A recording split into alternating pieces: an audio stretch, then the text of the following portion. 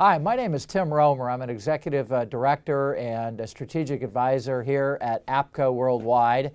And I want to tell you three things that you should know about President John F. Kennedy's timeless lessons and legacy of leadership during his presidency as we get ready to celebrate in 2017, in late May, his 100-year birthday. First of all, I want to talk about the lesson we learn in foreign policy from President Kennedy about his ability to use both strength and diplomacy, force and wisdom in preventing one of the most tragic disasters in the history of the United States foreign policy, and that would have been the Soviet Union and the United States going to nuclear war with the Cuban Missile Crisis. President Kennedy learned the hard way on the job. He made a mistake, a series of mistakes in the Bay of Pigs, but then applied those lessons later on to push his military advisors very hard away from an air assault to a naval quarantine.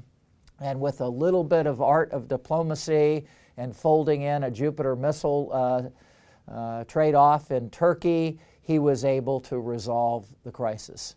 The second thing we know about President Kennedy is that he was willing to set long-term goals outside his four-year term, such as putting a man on the moon and achieving this. That only helped us achieve an historic mission, beating the Soviet Union to the moon, but developed the United States expertise in technology and science for decades to come that we're still benefiting from. The third lesson from President Kennedy, which is now more important than ever, is the lesson of public service. Here is somebody that came from a family of great wealth and privilege, yet he was always inspired to get involved in public service, that it was a noble calling, an important calling to give of yourself back to country. He signed up for the service. He was injured in the war. He served as a congressman, a senator, and a president. And he wrote a Nobel-winning book called Profiles in Courage about people making tough decisions, career-ending decisions, but doing the right thing.